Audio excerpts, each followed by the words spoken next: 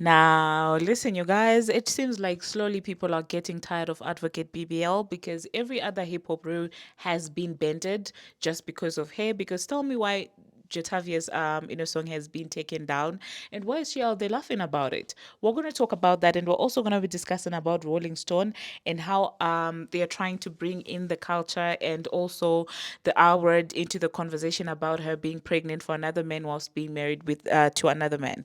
And we're also going to be discussing about, well, the autism community, or rather the advocates, for autistic children and people, speaking up and talking about how illiterate that entire autism thing was when it comes to Advocate BBL. And we're also going to be talking about Megan the Stallion and Klay Thompson and their relationship, and why people are out there saying that, well, they're not together. And these are some of the things that we'll be discussing in this video. Hello, tea lovers, and welcome to the tea plug.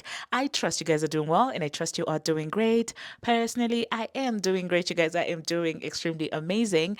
And I just want to say today, obviously, it's Marathon Monday, where I do try to cover everything that went down during the weekend. Because you guys know that on Sundays, I have decided to take breaks. So that's why you're seeing another video, just after I posted another one. So let's dive straight into today's tea. First of all, let us talk about Advocate BBL and Jatavia, okay? It seems like things are escalating. I mean, Jatavia's song, it's called No Verse, I think. It's called No Hook. I'm sorry, not me saying no verse. It's actually called No Hook. And I mean, we spoke about it on this channel and we broke down the bars and the jabs and everything. And a lot of hip hop heads were really, truly gagging over the lyrics because they did feel like she did her big one. Now, it felt like somebody who got mad about something and decided to get in the booth. And that's what a diss track is all about. It's not about how curated it is in as far as having a hook, having a verse, and stuff like that. It's supposed to be you talking your ish in an artistic way, in a poetic way. And that's exactly what Jatavia did on that song. Now you guys know that in that entire back and forth, Advocate BBL's go-to drag when it comes to JT was numbers, okay? She would often say that, well, you can't even sell as much as I do. Your song is not even charting. You can't even chart and stuff like that. And it seems like this times things were not going her way because Jatavia's song was actually climbing up the charts. At some point on iTunes, it was above Magnet, okay? That's how much people were supporting that track, okay? And I guess people, by people I really mean true living human beings. I don't refer to bots on Twitter or on the internet, okay? I don't talk about the GP, okay? Generally on this channel, if you're new, the GP equals to bots, okay? Can we all agree on that? I'm talking about people in okay, so actual people were beginning to catch up to the hypocrisy in as far as Advocate BBO is concerned, and everything that JT was spitting on that song is nothing but facts, okay? And so that being said, it seems like the song got taken down. Yeah, Jatavia's song actually got taken down.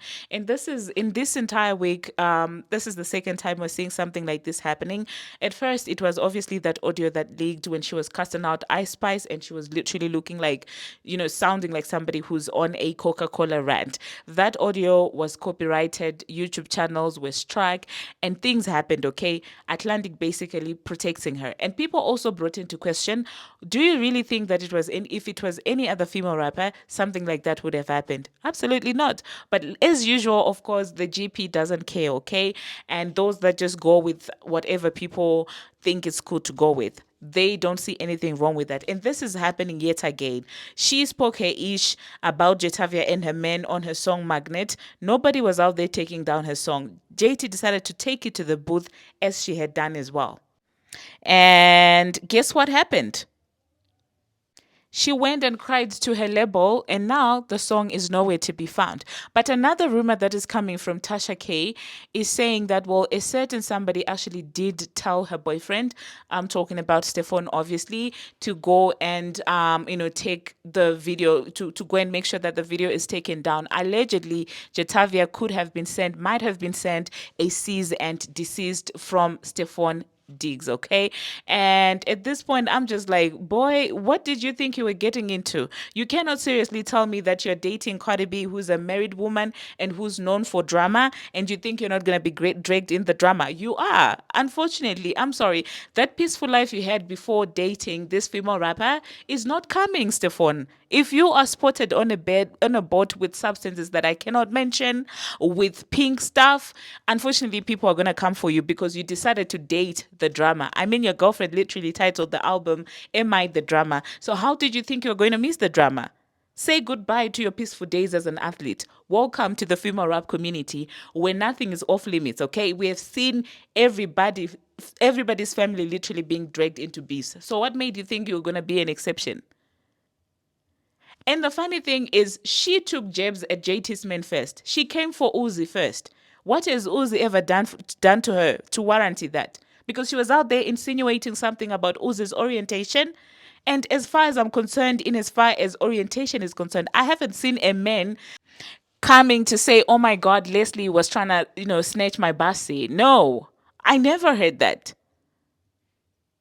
Did you guys ever hear any men claiming that Uzi was preying on my pussy? I've never heard that, honestly. So let me know in the comment section, you guys. Do you think that this is fair? Or again, do you think that this is exactly what we talk about when we say that this lady is a pawn and an industry plant? Because she gets to get away with things that not everybody does. And on top of that, she came on live and was talking about, "Oh, Uzi, you were complaining about Rock Nation. Don't make me tell Rock Nation what you said about them." Since when did you become an advocate for Rock Nation? The last time I checked, you said you were an advocate for surgery. Hence, I call her Advocate BBL. That's what I know. That's the advocacy that I know. Not advocacy for Rock Nation. I mean, what's Alex gonna do? Alex Spiro, that's Alex's job. Okay? But anyway, let me know in the comment section, you guys, what you think about these entire shenanigans. And she also went on her platform to brag about the takedown. She says something to the effect of, "Go and laugh my behind off anyway, go and stream Magnet." And it's crazy when I see a lot of people later get away with this. It doesn't even make sense. It takes away from hip hop. And the same people, the Ebros, the Joe Buttons, they will come and cry, "Hip hop is not the same. What is going on? Oh my God, what happened to hip hop?" It's this playing with double standards. What sort of hip hop is this? What sort of rap is this? You guys allowed industry politics and executives to control you so much, to the point that the genre is not even authentic at all. Like, it's no longer authentic. People are just there to recite and to, basically sue others when they also take jabs at. She said she did the same thing with Bia. She came for Bia first. When Bia responded, "Oh, I'm going to sue you." She came for Jatavia first. When Jatavia came back at her, "Oh, I'm gonna sue you." So what are you doing in hip hop? Really? You think you can V-word everybody on your album and you're not gonna get a response? Who told you that? I mean, the only person you can get away, with that from is none other than PA Lottery Ticket. Lottery Ticket is the one that will tolerate this nonsense, okay? And now I understand why she called her a hoo-ha. Because a hoo-ha she is. Why was she out there shouting hoo-ha instead of clapping back, getting in the booth and writing? Lottery Ticket, I'm not your favorite. You're not my favorite, I mean, but I was expecting better from you. Anyway, let's move on to the next thing that we're going to be talking about. Let us talk about Am I the Drama? Don't let all this drama distract you from the fact that, well, Am I the Drama was indeed drama, because flop is an understatement. Okay, that album flopped massively, and the whole outselling thing, it failed. It has been reported that on this week's Billboard 200, "Am I the Drama" by Advocate BBL, is sitting age number 4, with the numbers being around 80K, which is nothing close to Pink Friday 2, which was literally sitting at number 80. So even the back and forth with Nicki Minaj could not help her in the second week for her album. And when we talk about the singles, when I told you they are going down, I am not playing, literally falling off the charts like this. And if, as people are speculating, Jay-Z invested in this album, I'm sorry. That's yet another lost brother billionaire. Like, how many losses are you gonna have in one season? Okay, you have lawsuits back to back, and if indeed he did invest in this flop of an album, or brother billionaire, maybe it's time for you to go to Bali or wherever. Russell is it Russell Simmons? Who's that guy who ran to Bali when everything was going down? Yeah, in Indonesia, there maybe it's time you do that. You take your wife. I mean, you guys have got so much money. You've accumulated enough money for you to be set for a lifetime. So if I were him, I would probably take the Russell Simmons way. I hope I didn't say Wilson because I meant I meant Simmons. Anyway, you guys, let's move on to the next thing that we're going to be talking about. Actually, no. Let me give you clarity for what I just said in case you guys will start saying, what are you even talking about? So, rumor on the street, word on the street is that allegedly Atlantic was not ready to put Advocate BBL's album out. Cost benefit analysis. It didn't make any financial sense to put out her album given the resources that are required to push her album and to make it look like a success. So, allegedly, Drake's baby daddy's son, I'm just being messy. I'm talking about Elliot, okay? Allegedly, him and other executives felt like it was no point putting out Advocate BBL's, album, and allegedly they got into talks with Brother Billionaire. I'm talking about the title swindler.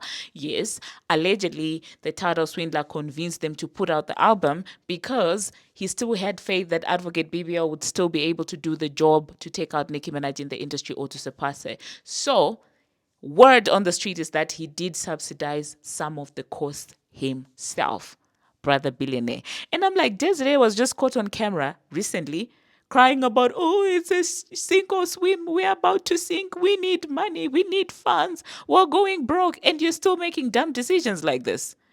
The obsession has to be studied. Like, how many times are you gonna go bankrupt trying to go against Onika? Move on, go and manage some other people. Klay Thompson is there, Bongo 2 is there. Like, what is this? And imagine now the dynamics if this is true. Bongo 2 is signed to Jay-Z. Bongo 2 has done Jay-Z's dirty works to basically come against Nicki Minaj and Disa and all of these things. And instead of investing resources in me, because I mean, nobody wants to get the lashings that Nicki was out there giving Bongo 2. I mean, nobody wants to be subjected to that. But even if the girls don't want to, if their handlers tell them to do it, they end up doing it, okay? Out of loyalty of their handlers. So imagine Megan went against Nicki Minaj like that for you. And then now you're taking money, investing in another artist that belongs to Atlantic. Like, if I were here, I would also be salted because what do you mean? And now I understand why she didn't even promote her so-called Friends album. Now I get it because what do you mean I'm gonna promote your album when you're coming from my record label? Like, you're coming for my people. Why can't you let the Granges do stuff for you? Why are you coming for my Zaddy, for Jay-Z? And now he's investing in you and not me. Like, if I were here, I'd be mad too. Okay. But anyway, let's see how the dynamics are going to play. Like, because truth be told, when it comes to these labels and these management companies, it's very difficult for them to handle two superstars. Superstar is a stretch, two female artists at the same time, especially ones that are in the same genre. So there's gonna always be a fight for resources, and we saw it happening in real time when it comes to Chloe Bailey and Beyonce. Chloe is not even near Beyonce's level at all, but when it comes to resources, you could tell that obviously Beyonce is going to get priority because it makes financial sense. In as much as Chloe Bailey is talented, they cannot waste their resources on somebody who's not bringing in as much return as the other person. And this normally causes chaos in the record labels. But let's see how everything is going to play out. Moving on to the next thing that we're going to be talking about. I wanted to talk about Rolling Stone, but let's talk about it in the next video because I feel like it's going to be extremely long. There's something that I want to address there, how people are blaming degenerate behavior and just, hiding behind, oh my God, it's racially, fuel. Oh my God, stop it. Where was that sympathy for Kiki? Okay, let me not preempt this. Let's move on to Megan and Klay Thompson. Now, people have been saying that, well, Megan stepping outside and going outside looking pretty, behind sitting pretty, because let's be honest, she might have a nasty attitude, but that girl is nowhere near ugly. She's absolutely gorgeous, okay? When she posted that video, she ate down. She did. And people started saying when you see her behaving this way, it means that the relationship between her and Klay is over. People started speculating that, well, she's outside because, Klay is no longer with her and stuff like that. And she decided to debunk that. After all that chatter on the internet, she decided to post a picture with her man, with Klay. And that has brought about yet another conversation with people feeling like, well, Klay is too good for Megan. And I don't know with what what's the yardstick for measuring if a guy is too good for someone. Like, do you guys personally know this guy or what? Just because he may not have scandals that are out there in the open, it doesn't necessarily mean that she's too bad for him, or like the guy is too good for her. Like, for me, it doesn't really make any sense. If anything, I think in that relationship, the person who's gonna get tired of the relationship is Megan, in my own opinion. I really don't think that it could ever be Klay who would get tired, because I mean, it is what it is. Let's be honest. The girl is gorgeous. The girl is fine. And one thing I also respect about Bongo too, let me just put it out there, is the I don't know if I should call it self-respect, because you're gonna come for me and say that, she's the chief of the HOs. But I'm just saying, I have not seen a man dog her out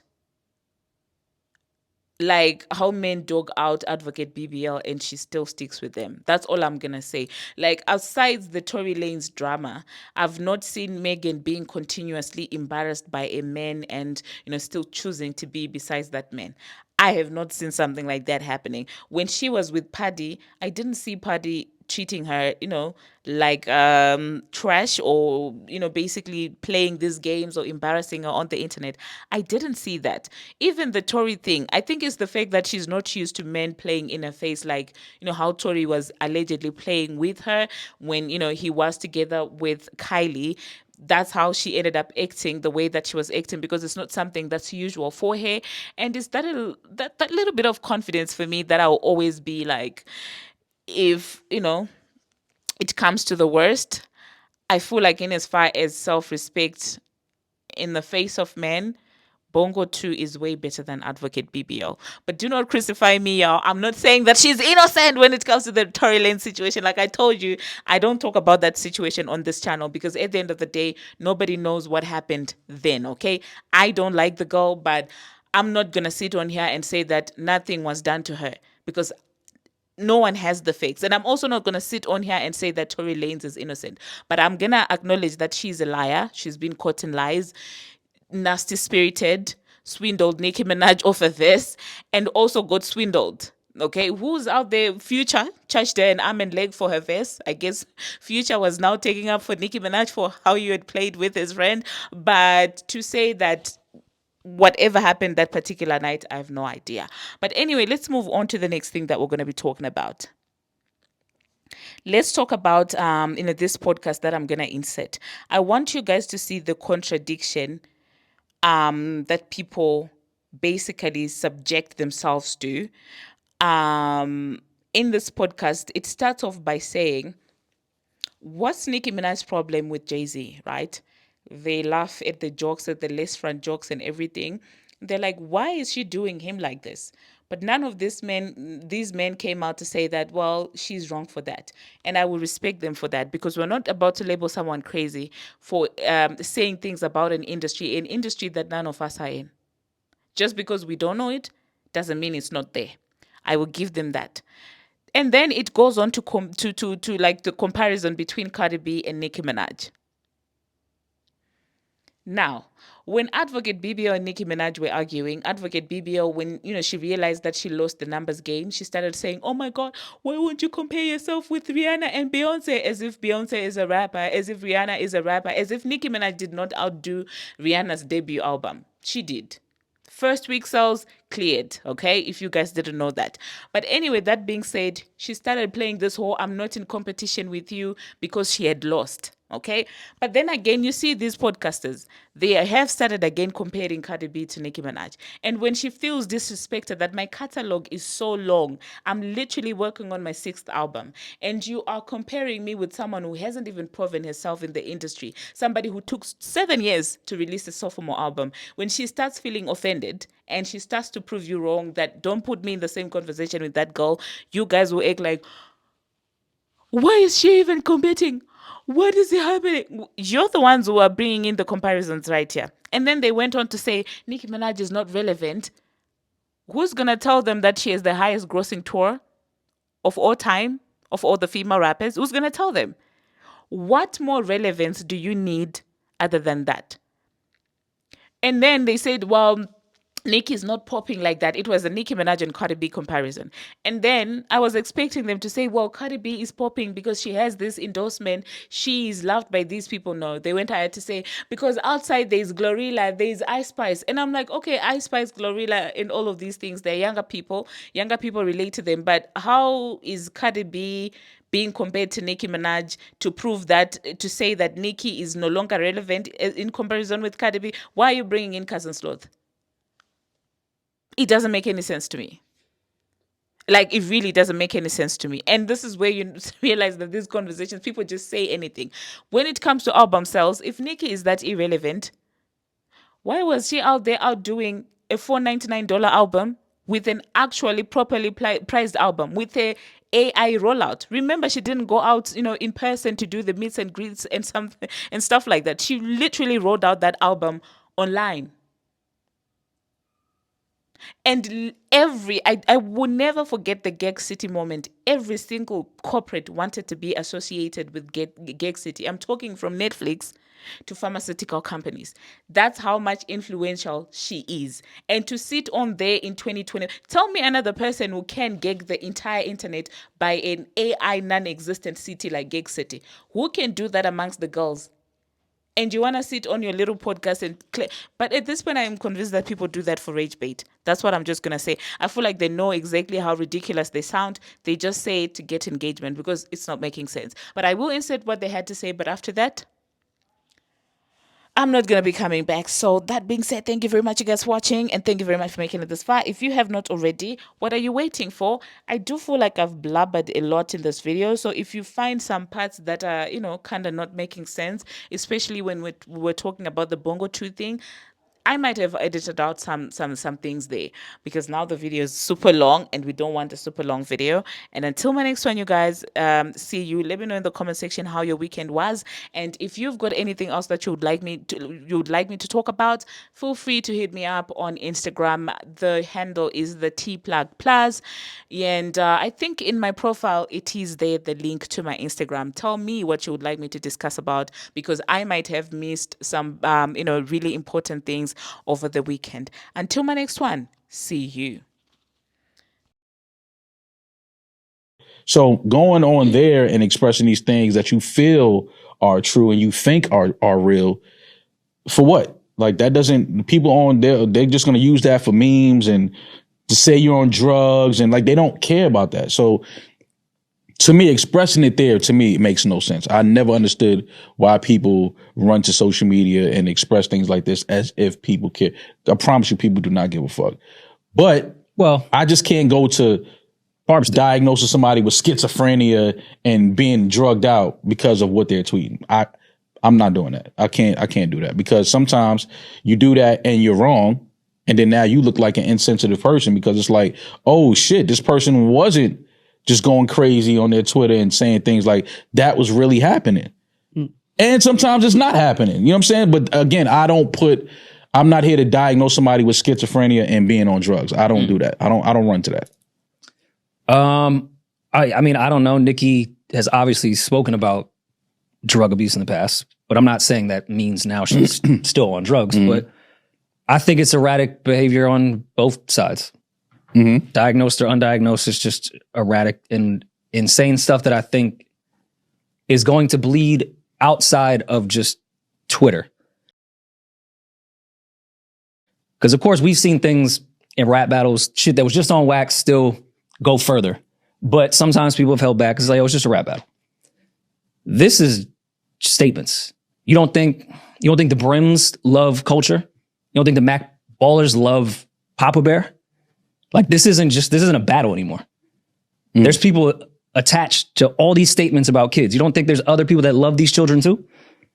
That don't think this is funny? Which brings in now you insert Cardi's sister and things like this who are getting involved in shit, and it's just like it's really, really it's nasty. It's disappointing as a fan, a person who has been a fan of. I've been a fan of Nicki since I was in ninth grade, 8th grade. Cardi too. Yeah, that's well documented. But I've been a fan of Nicki damn near my whole life. And as a fan, it's just like to see the switch in this where it's just like, why are you doing this? Like you don't have to do this. Not a delusional fan, not a barb that can make excuses for certain behavior. I'm not making excuses for certain behavior. At some point, you have to look and be like, why, like as a fan, like, why are you doing this? This is not necessary. Why are you doing this to us? Why are you making us have to come here and sit here and defend you or come up with excuses for the things that you're doing? Yeah. Why this? You know what I'm saying? Like just, you are still capable of making good music. Just do that. You know what I'm saying? Like, why are you, for years when people were trying to stick up for her when it came to Lil' Kim, and then you're sticking up for her when it comes to Cardi, you're sticking up for her when it comes to Megan, you're sticking up for her when it comes to Lotto. At some point, it's like, it is not everybody just wants to hate Nicki Minaj train. At some point, baby, we have to acknowledge that you might be the problem. And the barbers are gonna come, I don't give a fuck. Like it's tough as someone who grew up knowing all the words to Warning. It's fucking tough. Like, I mean, we've had those conversations for years. We've acknowledged that there probably was an entire scheme to get Nicki out the fucking paint, but we've also seen Nicki shoot herself in the foot and be her own worst enemy a lot in reacting to these situations. But again, with that said, if this was just the two of them rapping back and forth and some things went over the line, whatever, I feel like everybody would be like, just, it's a rap battle. That's women's business. Just let them do that. I just don't think this has anything to do with rap anymore. And I don't think Zoo plays about his child. I don't think Offset plays about his child. I don't think the people around them play around their children. Like, this is just far past anything we could discuss in the history of Cardi and Nicki. Well, we've seen, I mean, I don't, I remember Little Kim and Foxy. I remember Hot 97 and what happened. So, we know where things can go. We know how shit can go left really fast. Hopefully that's not the case here. Hopefully somebody, I don't know who's, next to these women, who's in their ear, who they trust the most. But somebody needs to intervene and, try to stop things before they go left and go to a place where, one, we don't want to see it go. And two, a place that it doesn't need to go.